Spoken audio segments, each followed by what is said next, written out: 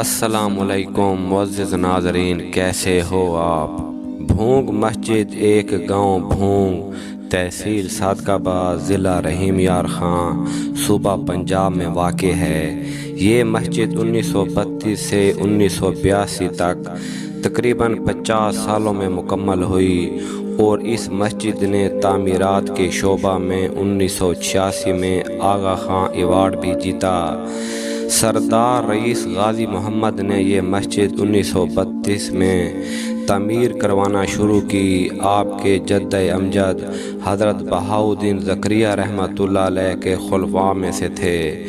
رئیس محمد غازی اعزازی magistrate اور Bahawalpur assembly کے رکن بھی رہے۔ کثیر مال و دولت ہونے کے باوجود انہوں نے درویشانہ زندگی گزاری۔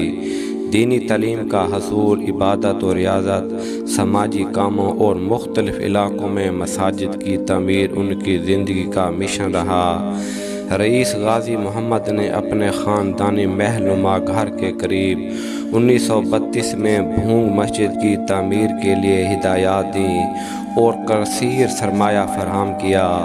تعمیر کے ایک مرحلے پر انہوں نے ذاتی دلچسپی لی، البتہ مسجد کی تعمیر کی نگرانی کے لیے ماسٹر عبدالحمید کو مقرر کیا، جنہوں نے نہایت محنت اور توجہ سے مسجد کی تعمیر کی نگرانی کی۔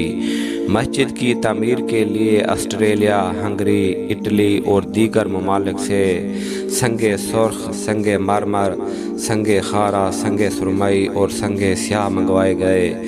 ان پتھروں کو کاٹنے اور تراشنے والے، ٹائلوں پر پھول بنانے والے، مینا کاری خطاطی کرنے والے، سندل کی لکڑی پر باریک اور نفیس کام کرنے والے، گلکاری کرنے والے، سونے کے پھول بنانے والے سینکڑوں کاریگروں کی خدمات حاصل کی گئی۔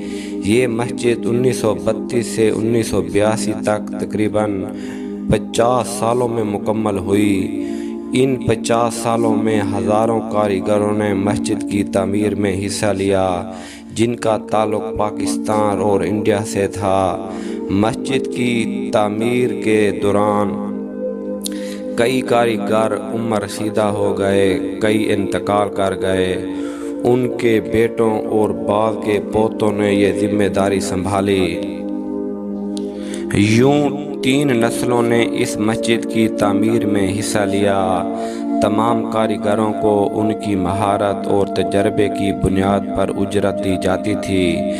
ماہر کاریگروں کا ہر طرح سے خیال رکھا جاتا، بلکہ ان کے بچوں کی شادیوں کے اخراجات رئیس غازی محمد ادا کرتے تھے۔ مسجد کی تعمیر میں مصروف کاریگروں کے قیام و طعام کا انتظام بھونگ میں ہی کیا گیا تھا۔ بہت سی مراعات بھی ان کاریگروں کو حاصل تھی۔ اس وقت صادق آباد سے بھونگ تک کا مناسب ذرائع نقل و حمل موجود نہ تھے، نہ ہی پختہ سڑکیں تھیں، لہذا بھاری مشینری اور تعمیراتی سامان صادق آباد ریلوے اسٹیشن سے بھونگ تک تقریباً 20 کلومیٹر کچے راستوں پر بیل گاڑیوں اور اونٹوں پر لاد کر لایا جاتا تھا۔ مسجد کی تعمیر کے لیے کوئی باقاعدہ نقشہ نہیں بنایا گیا تھا۔ ایک خاکہ رئیس غازی محمد کے ذہن میں تھا، جس کے مطابق تعمیر کا آغاز کیا گیا۔ رئیس غازی محمد مختلف ممالک میں جاتے، وہاں کی مساجد دیکھتے اور جو چیز پسند آ جاتی اس کے مطابق مسجد کی تعمیر میں تبدیلی کرواتے رہتے۔ اس طرح مسجد کے ڈیزائن میں کئی بار تبدیلیاں کی گئی، کئی حصوں کو دوبارہ بلکہ 100 بار بھی نئے سرے سے تعمیر کیا گیا۔ 1950 میں ایک نئے مسئلے کی نشاندہی ہوئی کہ سیم کی وجہ سے مسجد کی عمارت کو نقصان پہنچنے کا خطرہ تھا۔ اس خطرے کے پیش نظر اس وقت تک بننے والی تمام عمارت کو گرا دیا گیا اور 20 فٹ بلند اونچے ایک چبوترے پر بنا کر نئے سرے سے مسجد کی تعمیر کی گئی۔ اس سے مسجد کی پائیداری کے ساتھ خوبصورتی اور جلال و عظمت میں بھی اضافہ ہو گیا۔ مسجد کی تعمیر کے دوران ہی 1975 میں رئیس غازی محمد کا انتقال ہو گیا۔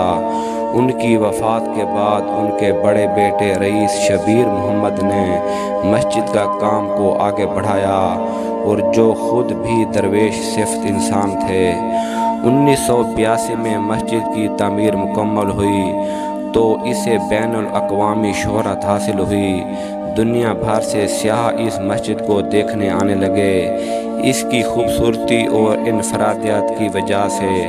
1986 میں اسے تعمیر کے شعبے میں آغا خان ایوارڈ بھی دیا گیا۔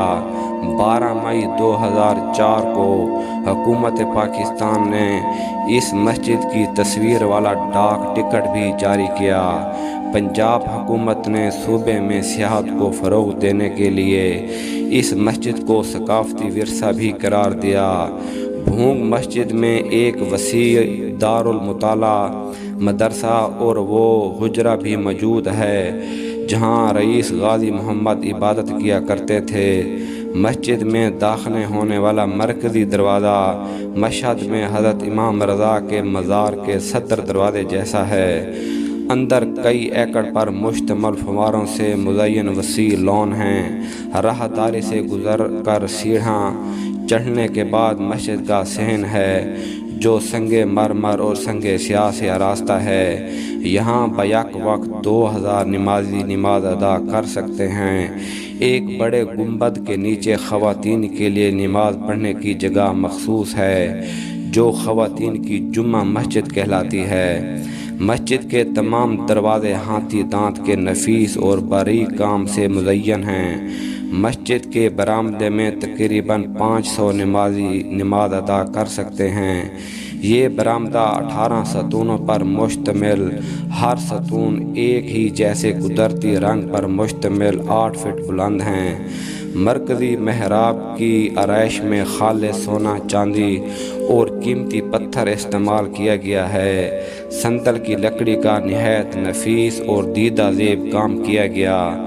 دلکش نقش و نگار، خوبصورتی، گلکاری اور منفرد ڈیزائن پر مشتمل یہ مسجد سیاحوں کو حیرت زدہ کر دیتی ہے۔